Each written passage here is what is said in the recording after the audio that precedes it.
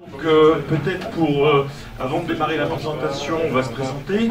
Donc moi je suis Olivier, je suis responsable chez Nokia de toute la communauté des développeurs, donc sur l'ensemble de nos plateformes, Nokia X, Windows Phone et S40.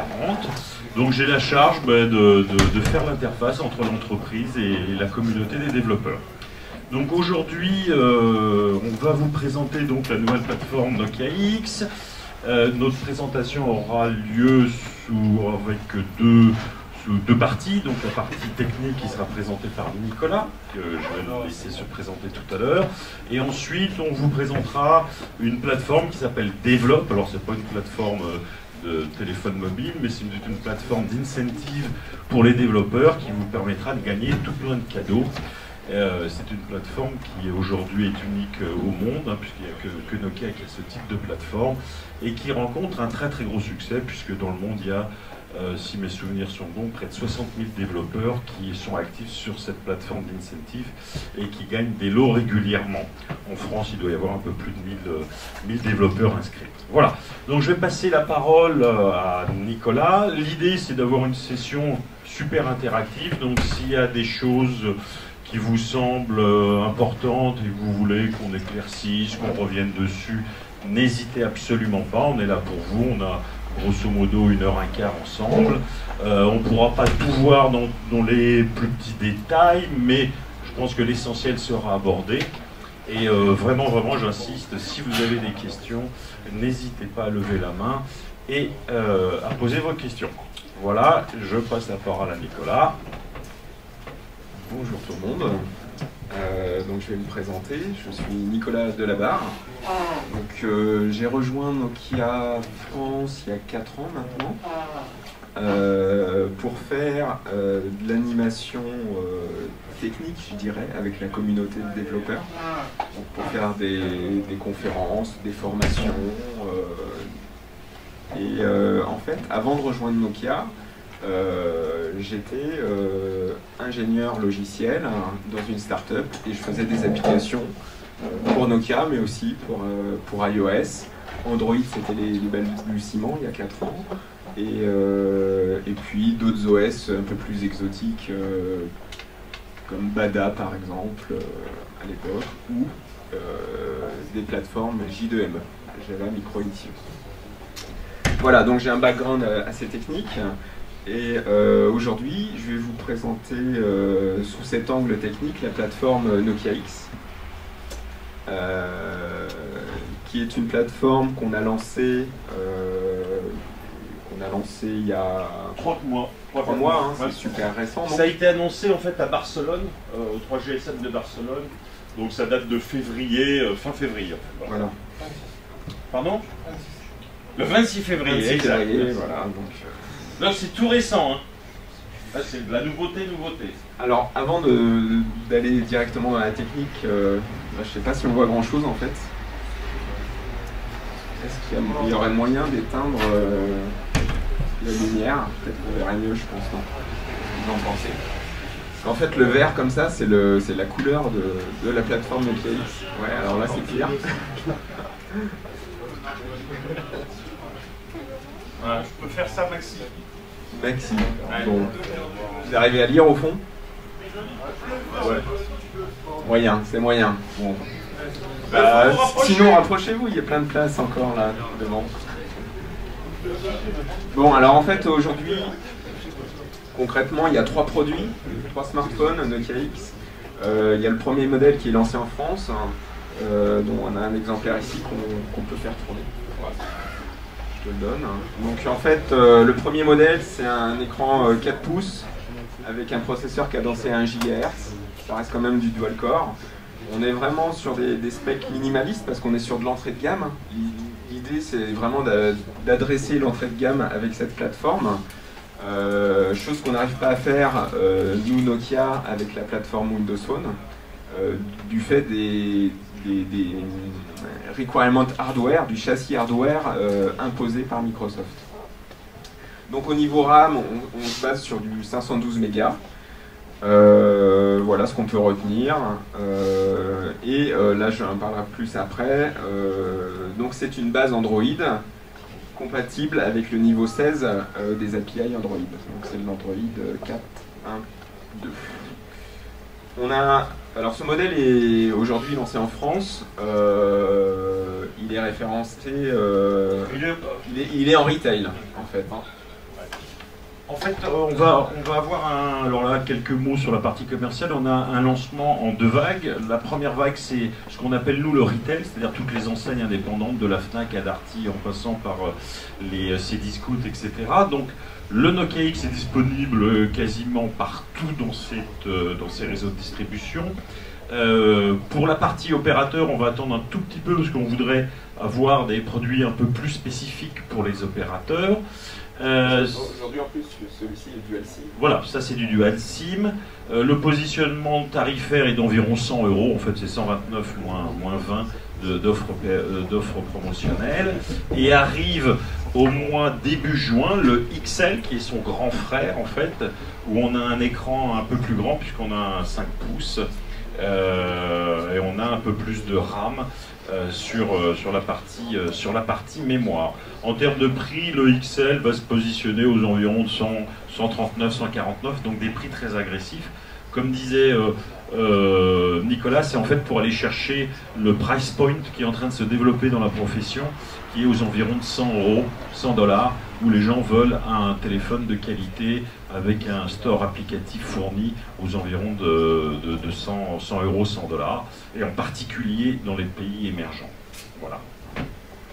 Je vais faire tourner le produit pendant la 13. Voilà.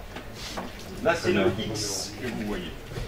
Voilà, donc juste pour dire que le XL qui sort cet été, il sort aussi en France, il aura juste 256 mégas de RAM en plus par rapport à une base sur X. Voilà, voilà. Est-ce que vous avez des questions par rapport aux produits qu'on lance? Non, pas de questions. Est-ce qu'il y en a d'autres de prévus? Oui, oui. Mais confidentialité, on peut oui, tout à fait. On a une roadmap avec plusieurs produits dans le tuyau. Oui. Et par rapport à Microsoft, du coup, vu que la division mobile de Nokia a été rachetée, ils sont plutôt pour ce projet, plutôt pour faire suivre ce projet, parce que ça fait un peu, on a l'impression que ça concurrence quand même un peu Windows Phone. Donc c'est dans le bas de gamme. Alors, en fait, l'idée de pouvoir conserver un produit en dessous de 100 € au sein de la stratégie de Microsoft est tout à fait acceptée et très pertinente, puisqu'il s'agit d'atteindre le prochain milliard d'utilisateurs connectés dans les pays émergents au travers des services Microsoft. Donc l'idée, c'est de pouvoir déployer ces services, que sont la voix sur IP via Skype, la gestion de messagerie par rapport à Outlook.com, et par rapport au stockage de données avec le service OneDrive. Donc l'idée, au-delà de la bataille des OS, c'est vraiment l'usage et le service qui intéresse Microsoft. Et donc, Android est un canal permettant d'adresser plus de monde en masse dans les pays émergents. Voilà. D'autres questions? Oui. Je ne vois pas très bien la différence entre le Nokia X et le X Plus. C'est juste la RAM qui va être performante? Alors, la différence, c'est une bonne question. Je regarde les specs. Ouais. Non, c'est le même niveau de RAM. Ouais, non, c'est pareil. Ouais. Effectivement, il y a 256 mégas de RAM en plus. Le X n'est pas joué en France. On a décidé de ne pas le faire pour des raisons de positionnement. On fait X. Pardon, le X Plus n'est pas joué en France. On fait le X et le XL pour l'instant. Tout à fait. Mais par contre, X a été lancé en Inde, en Indonésie, X Plus en Inde, Indonésie et Russie. Ok. Donc, on y va. Alors, la première question, c'est qu'est-ce que la plateforme Nokia X par rapport à une plateforme classique Android? Donc, en fait, à la base,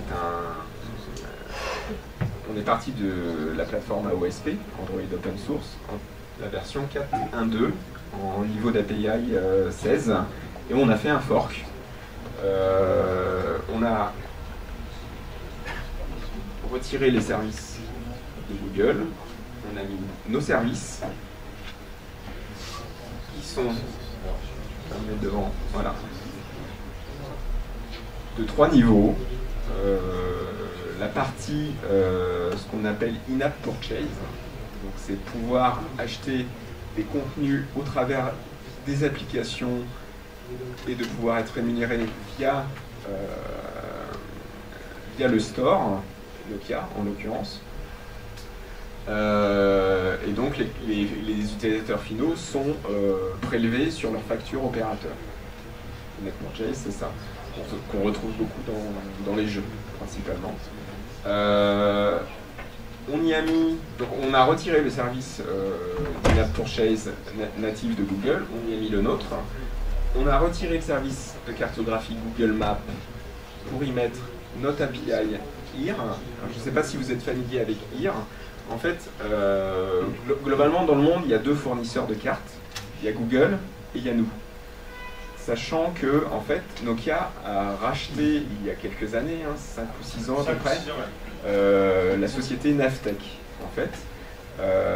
Donc, logiquement, on a notre solution de cartographie. On voulait s'affranchir des services Google, donc on a logiquement intégré notre cartographie dedans. Le 3e type de service a été évoqué par Sophia Com à la conférence précédente. Brièvement. Brièvement, mais... Non, brillamment. Ah, pardon, brillamment. Donc c'est un service de notification. Bien sûr, on a une couche graphique spécifique à Nokia X, mais il n'y a pas d'API spécifique pour le graphisme. On réutilise le framework graphique d'Android. Et puis, bien sûr, on a un Nokia Store. En fait, avec le téléphone Nokia X, on accède aux applications du Nokia Store. On n'accède pas aux applications du Google Play Store. Voilà. Par contre, on accepte des stores tiers, comme OneMobile, comme Aptoid. Après, il y a d'autres pays où il y a, par exemple, Yandex en Russie. Voilà. Donc, on est capable, à partir de notre plateforme, d'accéder à des applicatifs sur d'autres stores tiers. Voilà, voilà. Est-ce que vous avez des questions? Oui. Par rapport au morceau d'Android de la OSP, est-ce que vous allez plus tard faire les mises à jour? Oui. Les dernières versions? La prochaine mise à jour, normalement, ça sera sur le niveau 19. Et elle est prévue pour la fin de l'année. Oui, bien sûr. L'idée, c'est de coller au maximum à l'évolution de l'OS afin de garantir une compatibilité avec l'écosystème des applications, bien sûr.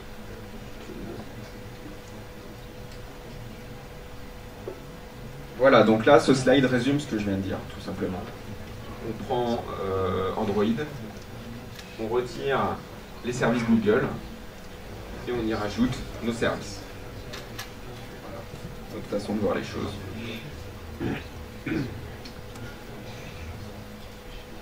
Donc ici, voilà. Donc l'idée, c'est de vous présenter les 3 catégories de services spécifiques à Nokia rapidement pour vous montrer qu'on est assez proche finalement du niveau de service Google. On est à peu près ISO-fonctionnel, ce qui va faciliter la migration en quelque sorte. Donc globalement, vous avez une application Android, une ou plusieurs, et vous voulez évaluer la difficulté de portage sur la plateforme Nokia X.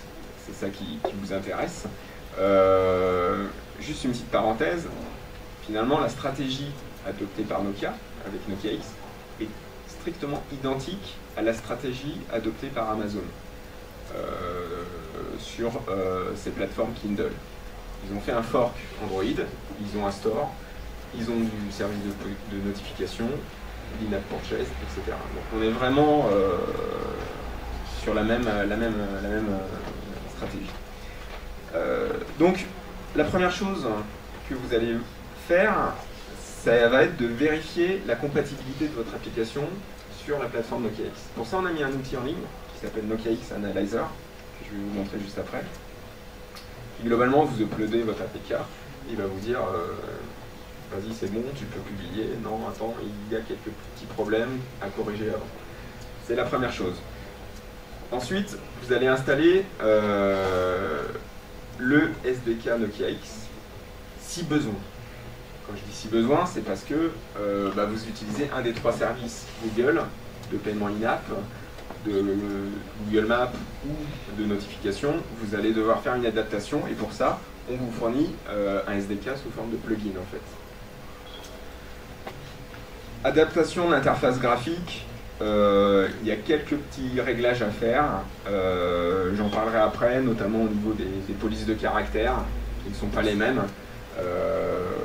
plus éventuellement adapter l'icône afin de s'intégrer, je dirais, le plus naturellement possible dans l'ergonomie Nokia X avec ces icônes carrées, en fait. C'est juste ça. Alors bien sûr, on a un émulateur. Si vous n'avez pas de téléphone, on a un émulateur intégré avec les outils Google. On fournit également sous forme de plugin. On a un service qui s'appelle Remote Device Access et qui, globalement, donc je vais aussi vous le présenter après, qui vous permet d'utiliser un téléphone qui est connecté à l'autre bout du monde, mais c'est un vrai téléphone. Vous allez uploader votre APK et faire les tests avec. Quand on n'a pas de téléphone, ça peut être intéressant, surtout quand la gamme grossit en matière de téléphones. Aujourd'hui, on n'a que 3 téléphones, et demain, on aura 4, 5, 6, donc on ne va pas tous les acheter. Donc ça peut être intéressant de voir le comportement de son application sur différents téléphones, différents formats d'écran. Parce qu'aujourd'hui, on avait parlé, on a une seule résolution pour l'instant. On est en 800 par 780, et demain, ça peut grandir. Voilà. Ensuite, faut publier. Donc je reviendrai sur cette phase. Et puis après, faut monétiser, faut gagner de l'argent. Parce que vous ne faites pas ça quand même pour la gloire. Enfin, je pense pas. On est là pour faire du business, on est là pour gagner sa vie avec la technologie qu'on aime. Notre passion, c'est le développement d'appli. Donc c'est important. Donc le SDK et les outils fournis. Comme je disais, il y a un outil d'analyse pour analyser la compatibilité. Il y a différents plugins, des plugins avec du code source qu'on peut prendre sur étagère directement et intégrer dans le code. Juste une petite. Je ne sais pas s'il y a un programme de prêt de téléphone à l'école, ou c'est la première fois là, dans votre établissement, mais s'il y a des demandes, on peut filer 1 ou 2 téléphones. Si vous voulez tester vos APK directement, alors je ne sais pas à qui on peut s'adresser dans l'établissement, mais on verra ça et on peut, voilà, et l'école vous tiendra au courant. Peut-être qu'on peut passer. Je ne sais pas si ça se pratique, mais il n'y a aucun souci. Soit par le département des relations avec les entreprises, voilà. Ou alors avec le BDE, enfin, je ne sais pas comment. On regardera ça. Oui, M. Salan, certainement. Donc, s'il y a des demandes, on fera 1 ou 2 téléphones qui puissent vous mettre à disposition et vous faire tourner dans l'établissement. Parce que, effectivement,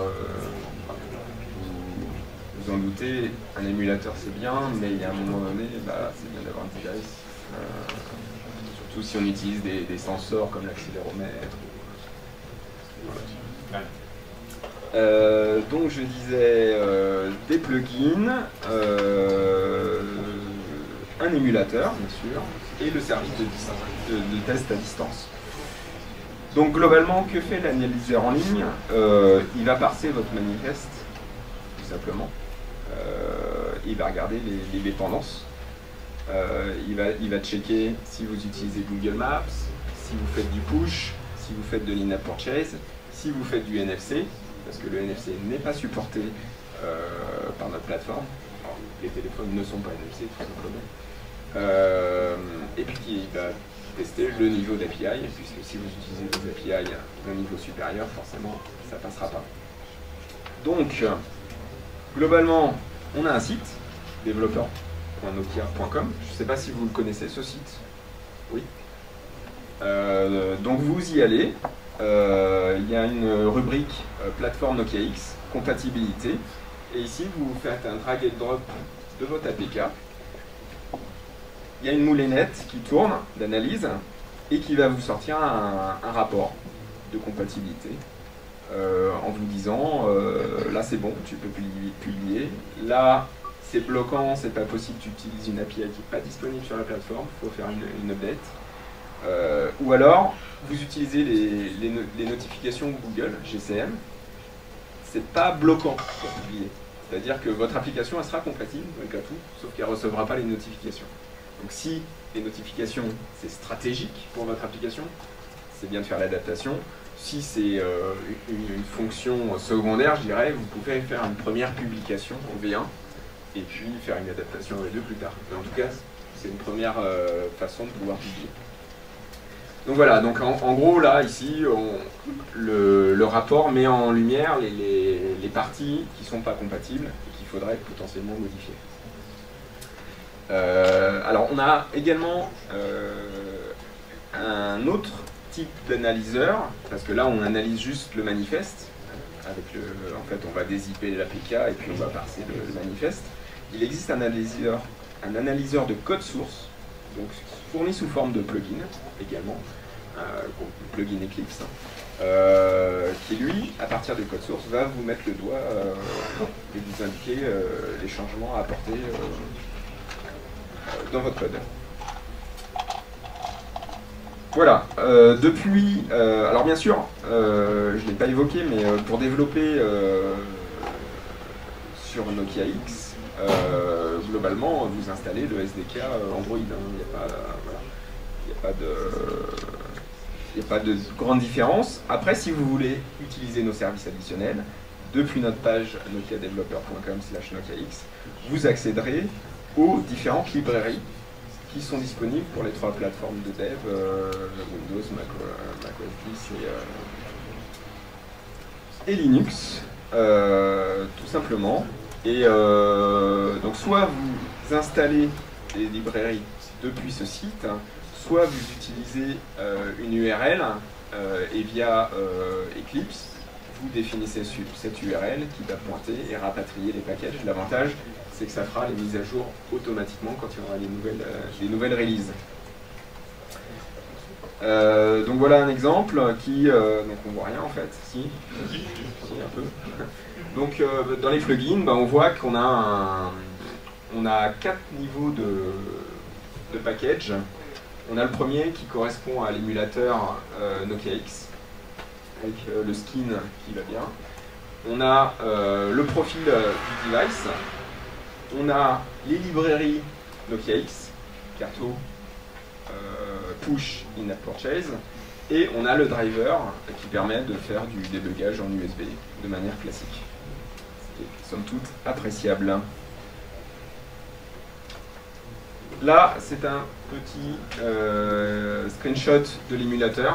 Voilà.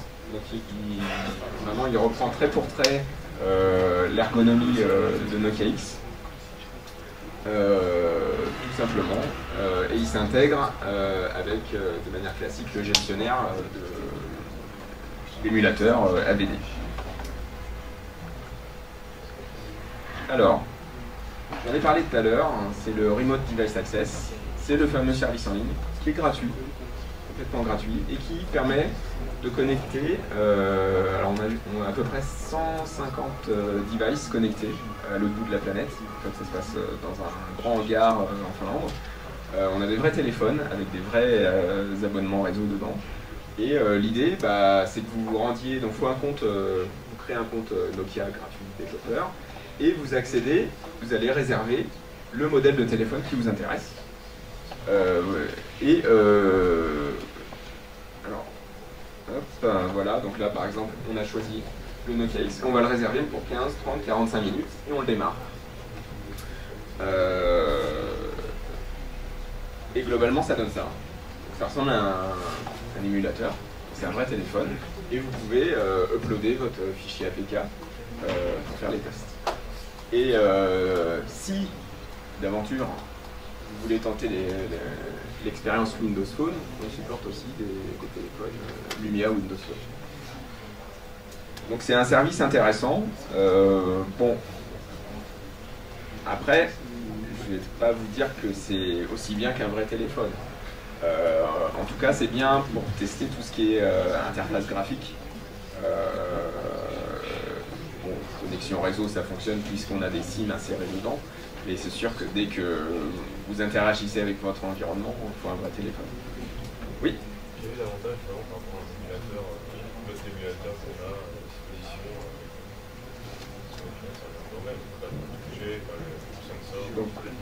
donc la question est, quel est l'avantage de ce service par rapport à un émulateur? C'est une bonne question. Je pense que si vous avez... l'idée, c'est que ce sont des vrais téléphones qui s'exécutent. Donc un Nokia X va avoir 512 mégas de RAM, un Nokia XL va avoir 256 mégas de RAM en plus, et il se trouve que si vous possédez un Nokia XL et vous ne possédez pas de Nokia X, et un utilisateur vous a contacté par mail et vous indique bah, je suis désolé, l'application elle crache sur mon Nokia X, mais vous n'avez pas Nokia X parce que vous n'avez pas pu le tester dessus. Pourquoi ça crache? Sans doute parce qu'il y a moins de mémoire. Donc il va falloir faire le test, voir comment se comporte l'application sur un téléphone qui est spéqué un peu en dessous. Et c'est des choses que sur l'émulateur on a du mal à...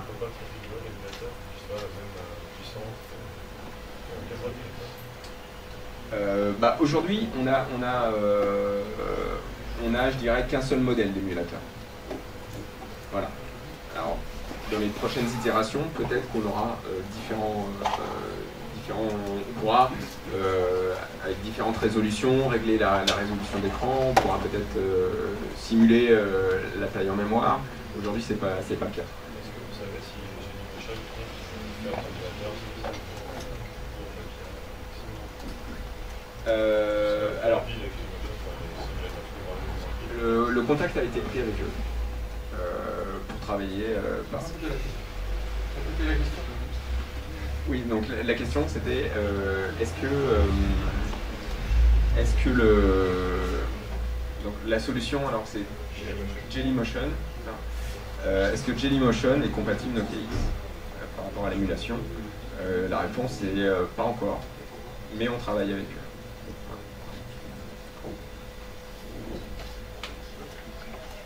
Ok.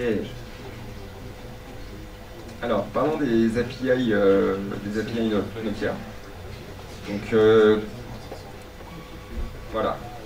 J'ai déjà dit, hein, trois niveaux d'API, mais c'est en répétant que ça finit par rentrer dans la tête. Donc, globalement, on a un service de cartographie, un service d'in-app purchase et un service de notification. Le tout sur une base Android 4.1.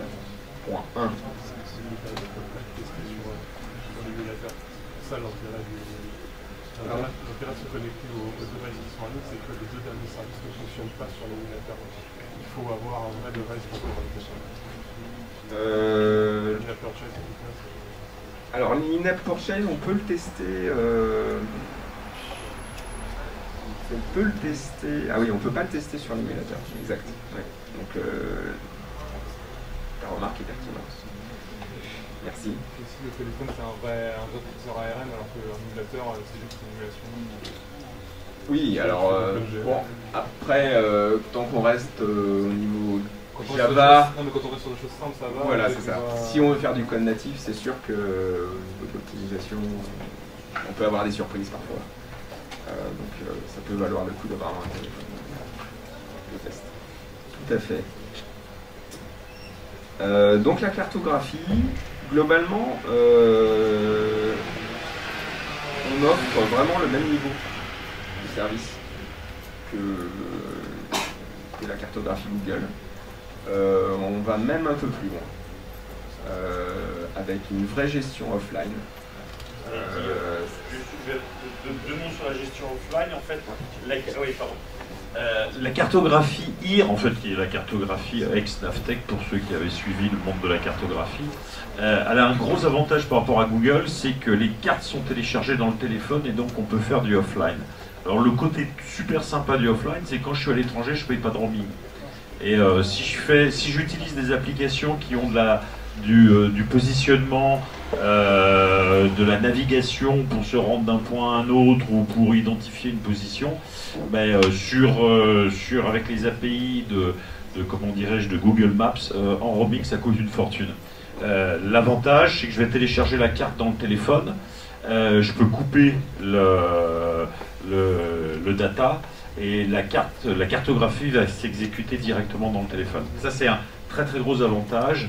Et voilà, donc un certain nombre de développeurs Android purs ont découvert ça avec l'arrivée du Nokia X et voilà, ils sont super contents parce que c'est, en termes d'usage et en termes de service consommateur, c'est vraiment super.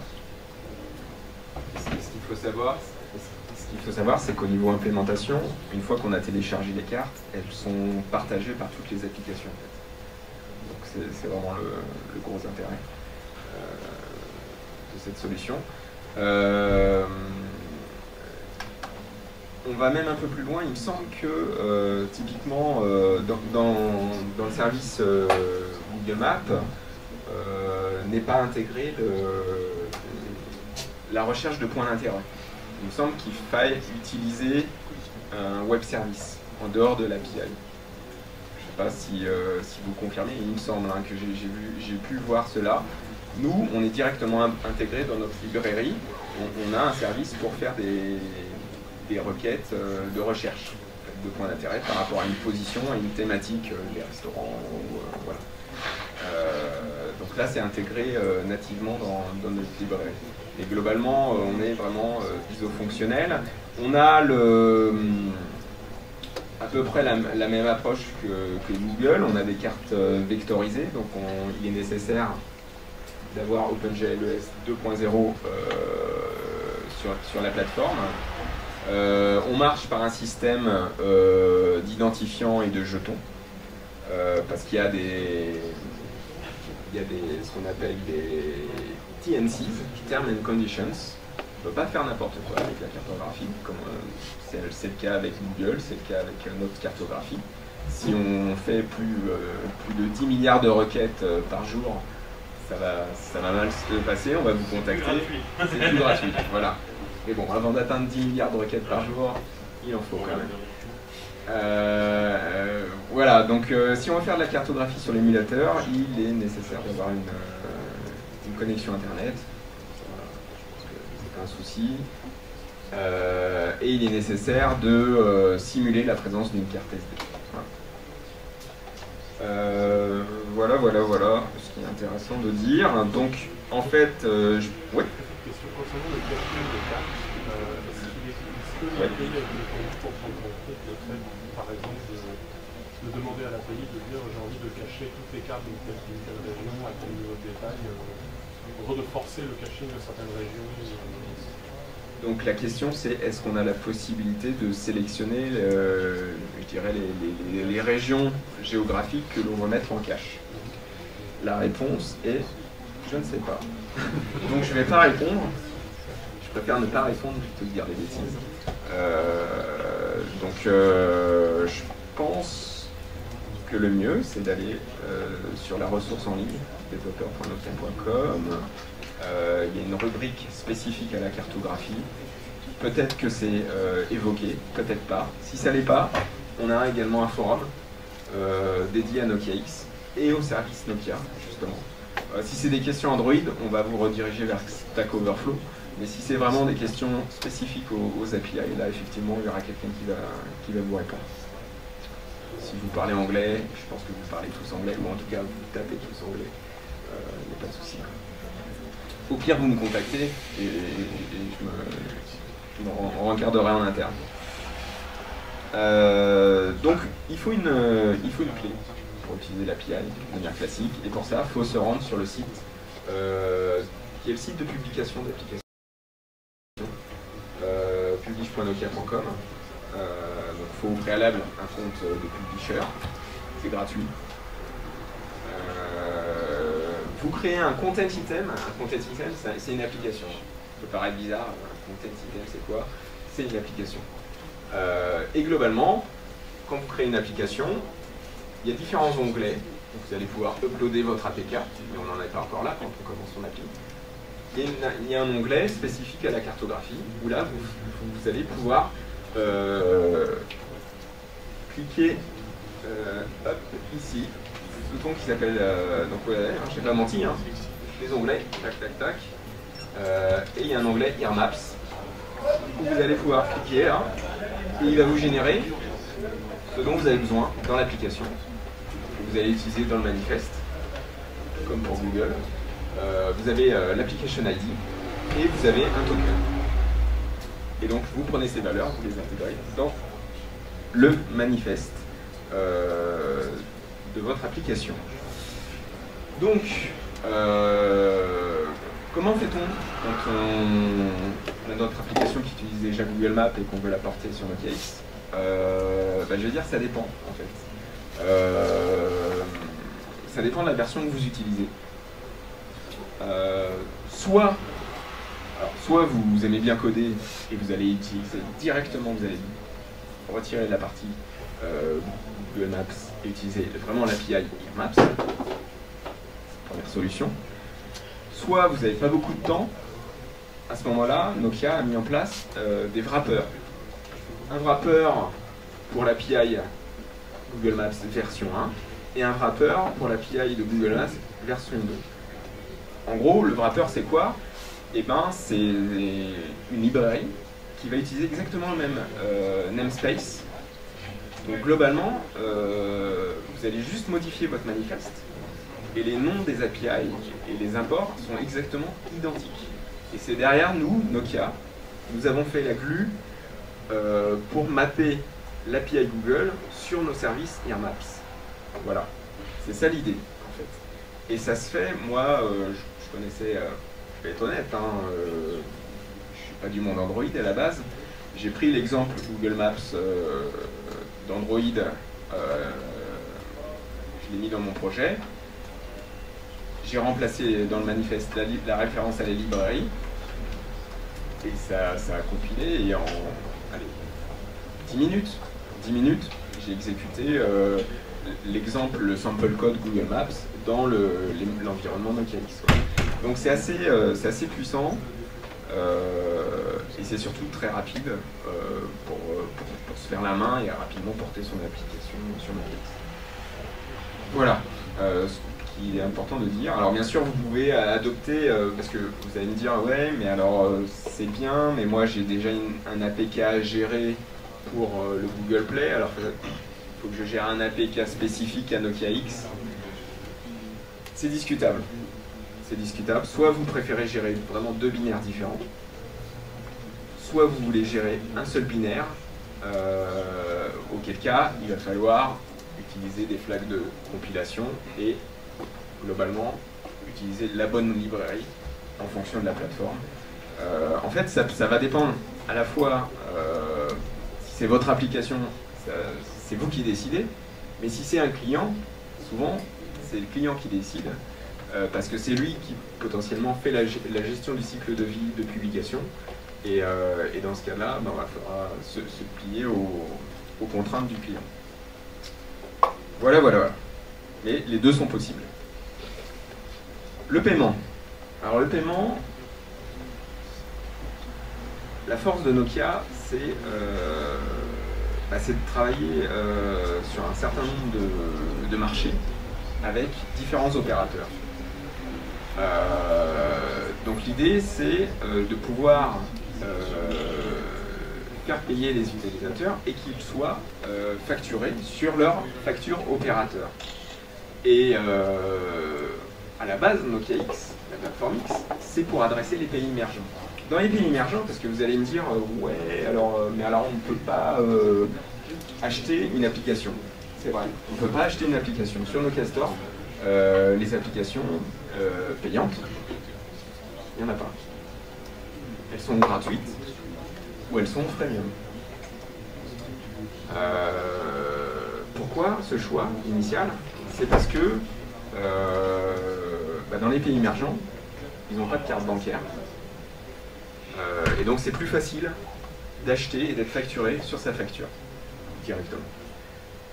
Donc aujourd'hui, on travaille avec des opérateurs, et on travaille avec plus de 163 opérateurs, et ce nombre grandit mois après mois, dans plus d'une soixantaine de marchés. Et ça, c'est unique. Aujourd'hui, Google n'a pas cette force de frappe. Voilà, c'est très peu. Donc nous, on a une vraie relation de proximité locale avec les opérateurs. Ce qui, sur le papier, vous pouvez dire, bon, bah, moi je fais une application en France, ça m'intéresse. C'est faux. Il faut avoir une stratégie globale. Plus vous atteignez le monde, plus vous aurez de revenus, quoi. Là, sur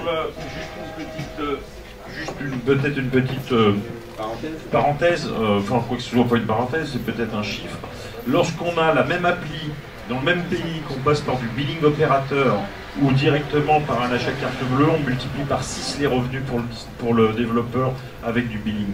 Pourquoi? Parce que la phase anxiogène, à un moment donné, d'acheter une application, c'est pas très bien, est-ce que la carte bleue va être débitée par qui, comment, etc. C'est très anxiogène, alors que si à un moment donné vous avez un pop-up en disant est-ce que vous acceptez 1,90 € sur votre facture Orange, oui bouf, c'est terminé. Il n'y a pas ce côté anxiogène, parce qu'on sait qu'Orange ne va pas surabonder sur le montant de la carte bleue et en cas de réclamation, il faut s'adresser à l'autre bout du monde sur des développeurs qu'on ne sait pas d'où ils viennent, etc., etc.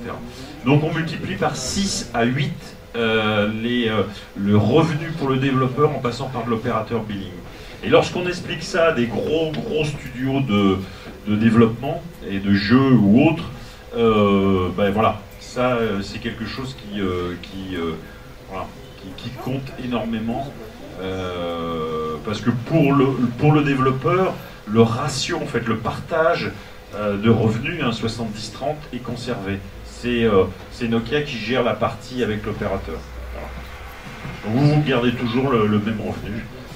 En termes de ratio, voilà, net, voilà. Donc c'est pas négligeable en fait. Alors il y a une autre solution aussi, c'est le try and buy. Donc c'est quelque chose qui est aujourd'hui plutôt en phase de pilote et qui vous permet de mettre votre application gratuite pendant X semaines par exemple et la rendre payante après. Donc ça, voilà, c'est aussi possible. Ou par exemple, on lance X fois l'application et au 10e lancement, ça devient payant. C'est des choses tout à fait envisageables et c'est plus du cas par cas. Alors côté architecture, on est ultra classique. Alors autant le service de cartographie, juste une petite parenthèse, autant le service de cartographie, il peut fonctionner sur d'autres smartphones Android, non Nokia, autant le service in-app purchase, il ne peut pas parce qu'il s'appuie sur un enabler de paiement qui est représenté par un fichier IDL. Donc Google a le sien, nous on a le nôtre et globalement ça ne peut fonctionner que sur notre plateforme. C'est-à-dire qu'il y a bien une API, mais si vous prenez cette API et vous allez sur un autre store, ça ne marchera pas. Il faut vraiment, sur un autre téléphone, ça ne marchera pas. Il faut vraiment qu'il y ait cet enabler installé dans la ROM du téléphone. Alors globalement, ça marche comment? Et ben, donc là on a notre store, là on a notre application mobile qui embarque une interface de paiement qui elle s'interface, donc c'est une communication ITC, interprocess. Donc c'est vraiment deux exécutables différents. Et ici on a notre module qui va gérer les interconnexions avec notre store, puisque dans le store vous allez définir les éléments payants en définissant vos éléments payants. Le système va créer des identifiants que vous allez pouvoir intégrer dans votre application. Ces interconnexions sont réalisées par ce module. Ce module prend en charge également toute la partie interface graphique que je vais vous montrer juste après, qui est le tunnel de paiement, en fait, où on va pouvoir choisir, puisque le produit il est dual SIM, c'est-à-dire potentiellement 2 opérateurs. On n'oublie pas que c'est de la facturation sur la facturation opérateur, donc on va pouvoir donner la possibilité à l'utilisateur de choisir les SIM qu'il veut utiliser pour le paiement. Donc cette partie-là, elle est gérée automatiquement sous forme d'intent par ce module-là. Voilà pour l'architecture. Donc globalement, on retrouve 4 niveaux de service. Le premier, c'est de pouvoir récupérer l'information des produits, du détail des produits, notamment le prix, typiquement. Donc à partir d'une liste d'identifiants de produits, on va récupérer des informations sur ce produit, un titre, un descriptif, un prix, typiquement. On va pouvoir déclencher un paiement sur un produit donné. À base du product ID, on va pouvoir déclencher le paiement et le tunnel, je dirais, d'achat. On va pouvoir interroger, savoir qu'est-ce que l'utilisateur a déjà acheté. Même s'il est quand même recommandé de vous faire une gestion dans l'application, c'est toujours intéressant d'avoir le service en ligne pour valider la cohérence, en fait. Et vous allez pouvoir également consommer un produit. Et à partir du moment où il est consommé, ce produit, l'utilisateur devra le racheter pour le réutiliser, tout simplement. Donc là, c'est le workflow que je viens de décrire. Ce qui est intéressant, c'est le tunnel de paiement. Donc globalement, ici, c'est la partie gérée par le process de paiement, où on voit qu'on peut choisir la carte SIM, on a le palier, on a du descriptif, et globalement, on achète. Une fois la transaction effectuée, on récupère le résultat de la transaction, et c'est à vous de débloquer, je dirais, l'accès à un service payant au sein de votre application. C'est aussi à vous de le protéger, naturellement. À noter, petite limitation, c'est qu'aujourd'hui, on ne peut pas faire de la gestion d'abonnement. C'est-à-dire, on ne va pas pouvoir, avec l'in-app purchase, contrairement à ce que peut faire Google, aujourd'hui, on ne permet pas de pouvoir faire un abonnement mensuel, par exemple. Si vous avez un magazine en ligne que vous voulez vendre avec un abonnement mensuel, aujourd'hui, on ne va pas être capable de pouvoir prélever tous les mois l'utilisateur. Il faut mieux voir ça comme vous achetez un bien pendant 1 an et puis vous le renouvelez, par exemple. Il y a d'autres logiques à mettre en place, ou alors vous faites une gestion vous-même sur un serveur.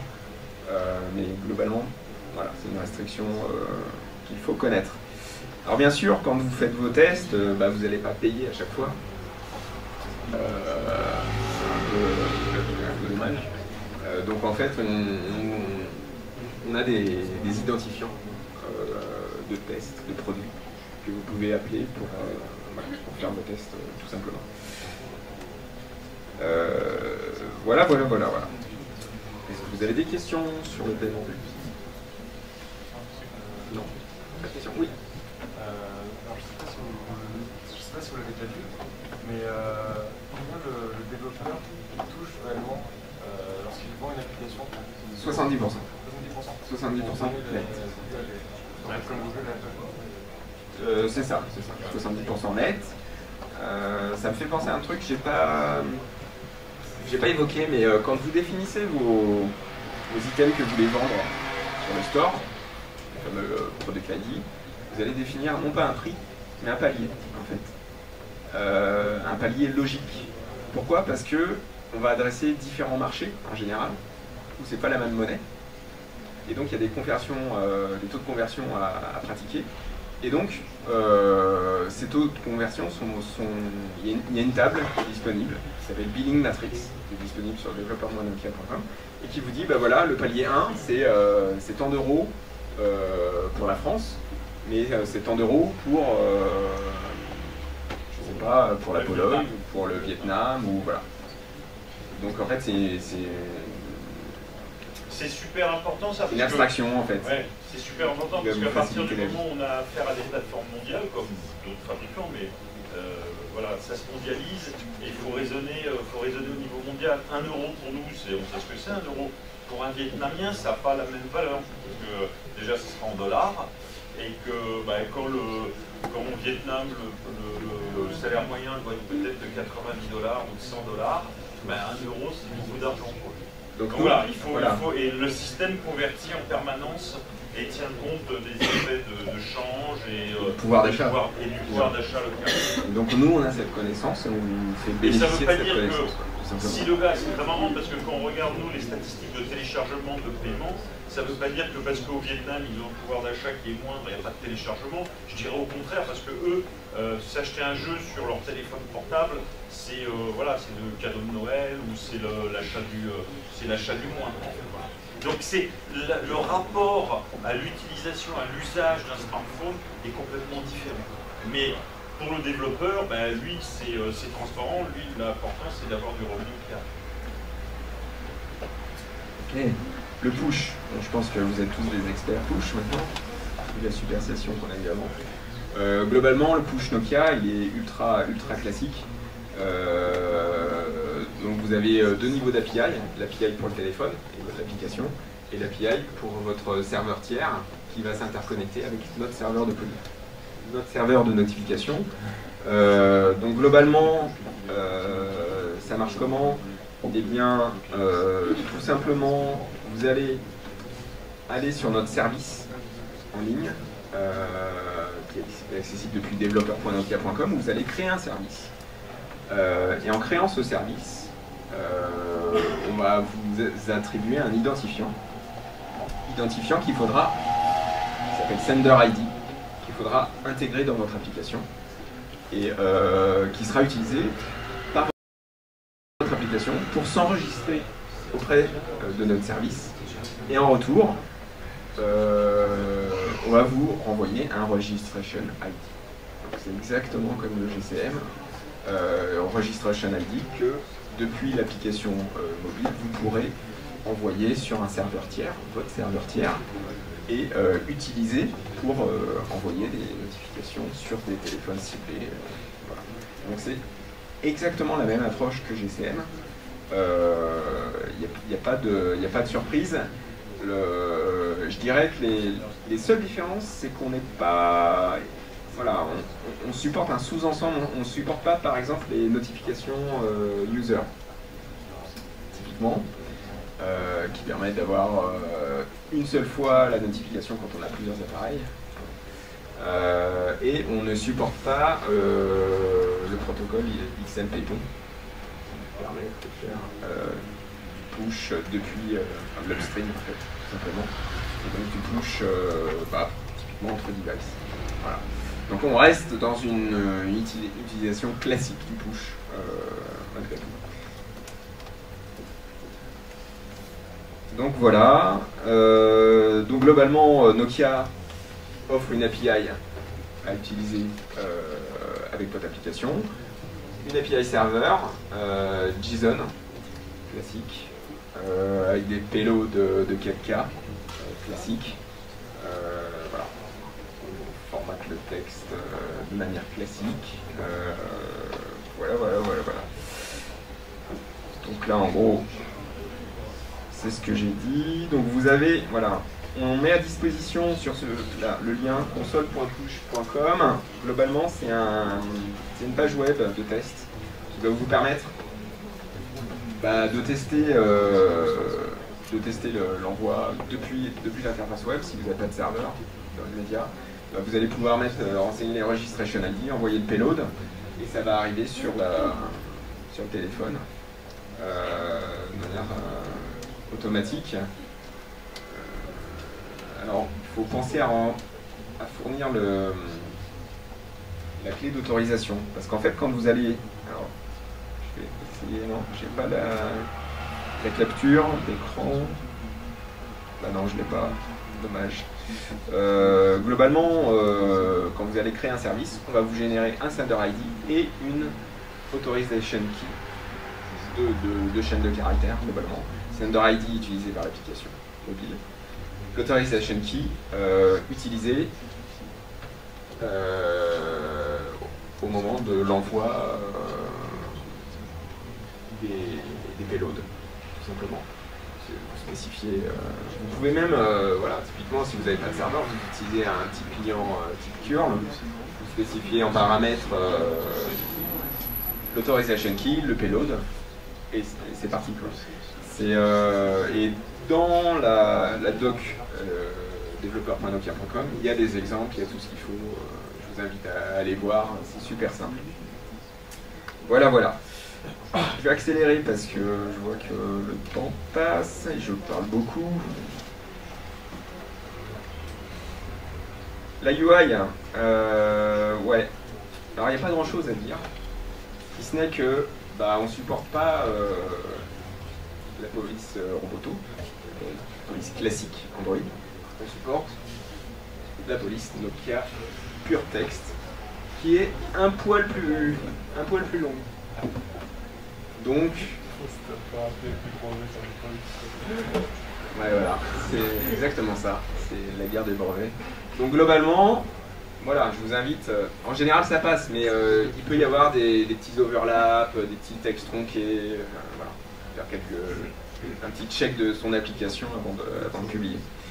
Ça, c'est pas spécialement intéressant, c'est juste pour vous dire, voilà, nous quand on a des notifications, ça apparaît comme ça. Un bandeau qui apparaît un peu comme sur Windows Phone, tout simplement. Car vous l'aurez remarqué, on a essayé de faire une ergonomie se rapprochant de Windows Phone, même si c'est du Nokia X, de l'Android, pardon. Sur le téléphone, on n'a pas de touche menu. Alors vous pouvez vous dire, ouais, sur les anciennes applis, sur les anciennes versions d'Android, comment on fait si on n'a pas le menu? Globalement, on a un petit chevron ici, là. Voilà. Il suffit de lever, hop, et vous avez le menu qui apparaît. Tout simplement. Pas de panique. On peut gérer. On préconise, pour s'interfacer le mieux avec l'ergonomie de Nokia X, on préconise d'utiliser un fond transparent. Tout simplement. Voilà, parce que c'est un peu l'esprit Windows Phone malgré tout, il faut bien l'avouer. Voilà, phase importante, la publication, comment ça se passe, rapidement. Il faut créer un compte, c'est gratuit, on vous demande pas de sortir la carte bleue. Vous allez sur developer.nokia.com/publish et vous cliquez sur, voilà, publish sur app. Et là, paf, on vous demande votre login, votre mot de passe, vous n'en avez pas, donc vous allez vous enregistrer, tout simplement. Vous enregistrez, alors soit en tant qu'individu, soit en tant que société. Si vous faites en tant que société, on va vérifier que vous êtes bien un représentant de la société. Donc globalement, vous mettez toutes vos informations, vous mettez aussi vos informations de paiement, si vous faites des applications pour être rémunéré, ça peut être intéressant. Voilà, une fois votre compte est créé, vous avez un pop-up qui vous dit, voilà, qu'est-ce que vous voulez publier? Une application Nokia X en quick publish, ça veut dire que vous n'avez pas de dépendance au service Google, donc ça va être super rapide. Vous avez une application Nokia X qui utilise la Carto ou qui utilise le Linap ou du push. Alors à ce moment-là, on va faire du standard publish. Et ça ne vous concerne pas vraiment, enfin, sauf si vous voulez vous amuser. C'est pour les applications achats. Voilà. Précision, les APK doivent faire moins de 500 mégas. Donc ça vous laisse voir venir quand même. Pourquoi je vous dis ça? C'est parce qu'on ne supporte pas les APK extension. Donc, mais bon, 500 mégas, voilà. C'est du jeu, quoi.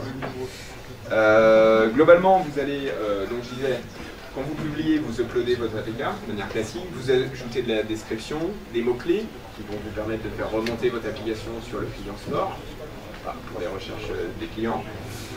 Description, icône, screenshot, c'est tout classique. Vous allez choisir les pays cibles que vous voulez que votre application soit disponible. Si vous faites de l'in-app purchase, vous allez définir vos product items que vous allez vendre. Vous allez générer votre clé de cartographie. Et globalement, on a une phase de validation qui prend entre 3 et 5 jours. On va valider votre application, elle se lance, voilà, qu'elle ne plante pas de manière impromptue, qu'elle ne bouffe pas toute la mémoire, qu'elle ne rende pas le système instable. Donc voilà, on a des vrais humains derrière qui testent vos applis. Et quand ça échoue, vous êtes notifié par mail. La raison exacte pourquoi ça échoue. Donc c'est assez classique. Si vous allez... Pardon ? Ils vont utiliser l'application. Ils vont pas l'utiliser des heures à des heures. Ils vont la lancer. Je pense qu'ils l'utilisent en maximum 1 minute. Ils lancent l'application, ils font quelques tests. Alors parfois, ils vont pas très loin parce que, par exemple, l'application elle utilise des flux protégés qui sont accessibles qu'en France. C'est comme ça.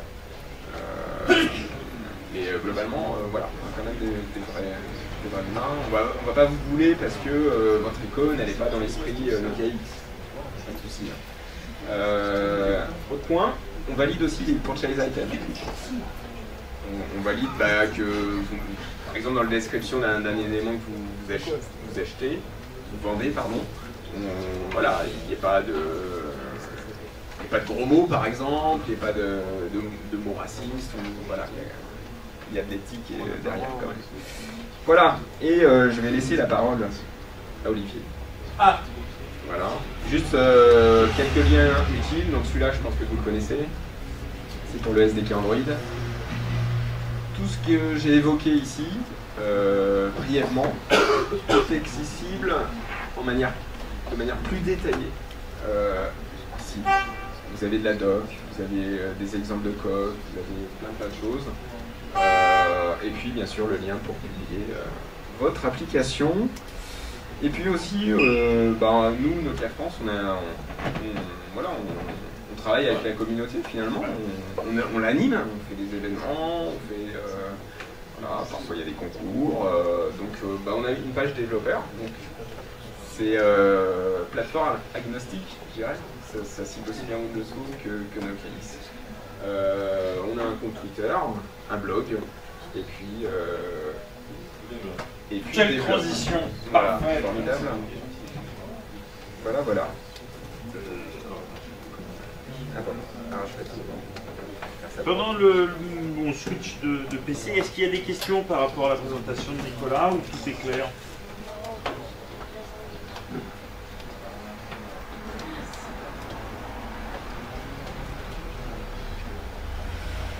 Pas de questions?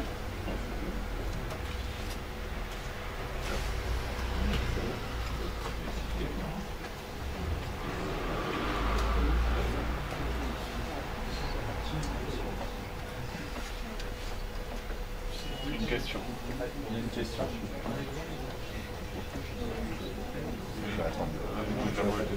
Hein?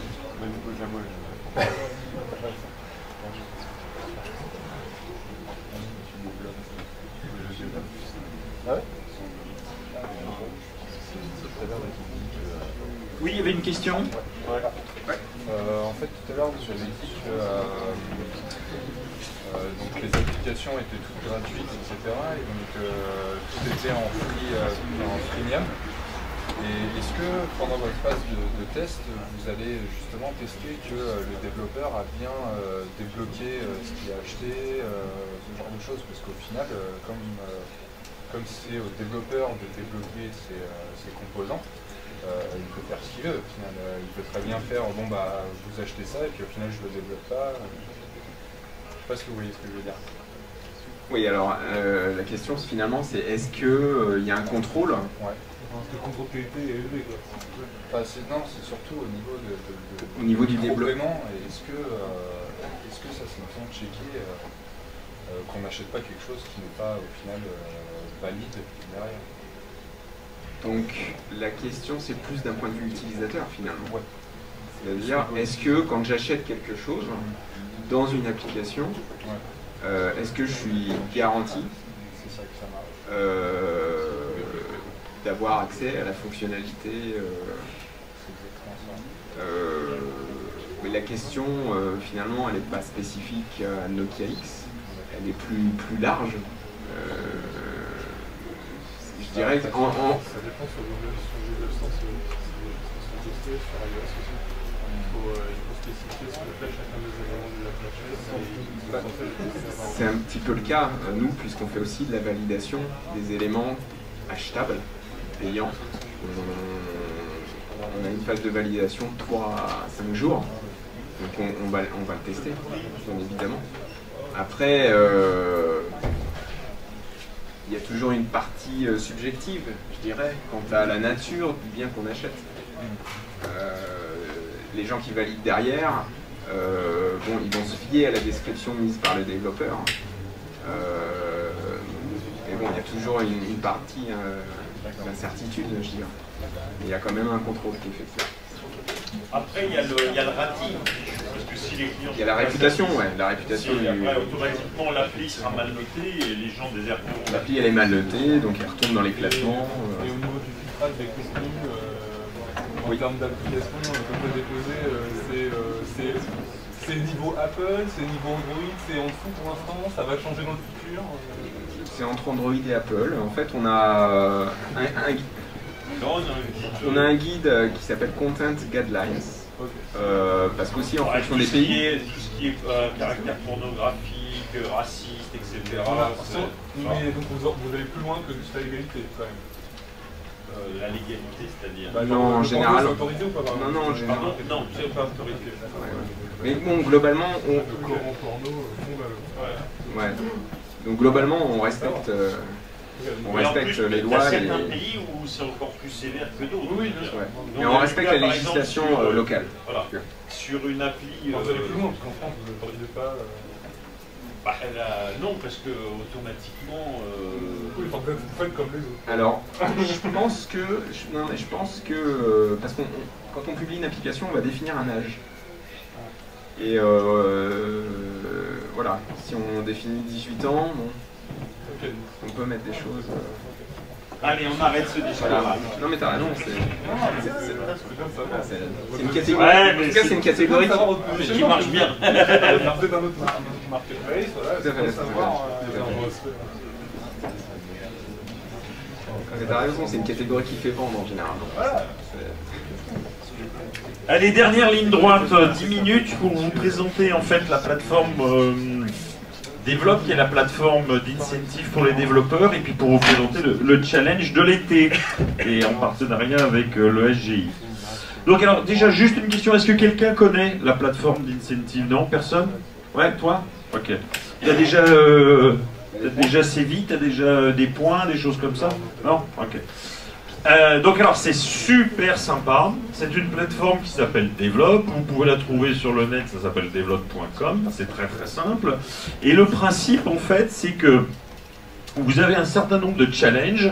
Donc les challenges c'est par exemple créer un jeu sur Nokia X, créer une application utilisant la météo sur Windows Phone. En fait on utilise cette plateforme pour les 3 types d'OS que nous avons, donc Windows Phone, Nokia X et S40. Et en fait, donc pour résumer, c'est une plateforme qui est ouverte à tout le monde, donc les étudiants, les indépendants, les sociétés, les associations. C'est une plateforme qui est complètement gratuite, il n'y a aucune obligation. Et comme je disais tout à l'heure, en fait, vous allez avoir des challenges à réaliser. Ces challenges vont vous donner un certain nombre de points, ça s'appelle des XP. Pourquoi XP? Parce que c'est Experience Point en anglais. Et ces XP, ben, c'est très très simple, vont vous donner le droit à acheter dans une boutique de récompenses, de reward, un certain nombre de choses. On va voir ça tout à l'heure.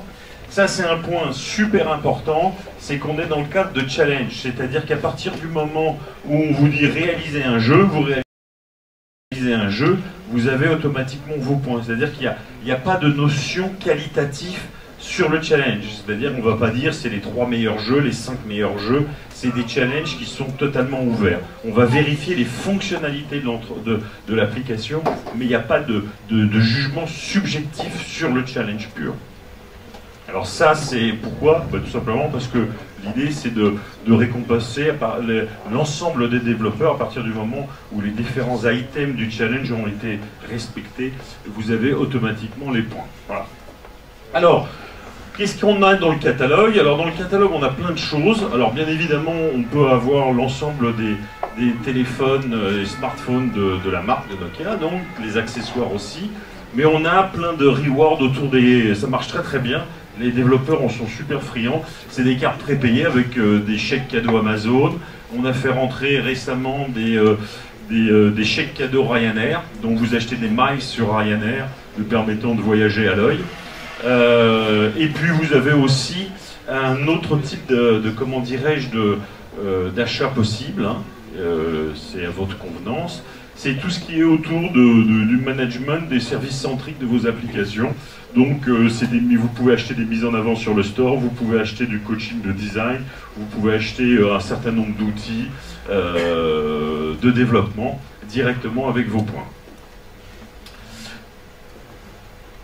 Tac. Alors par exemple, pour vous donner un exemple rapide de ce qu'on peut trouver, voilà, typiquement, vous avez des chèques cadeaux Amazon, vous avez des chargeurs, vous avez des casques Monster, vous avez vraiment un choix très large de rewards et de récompenses.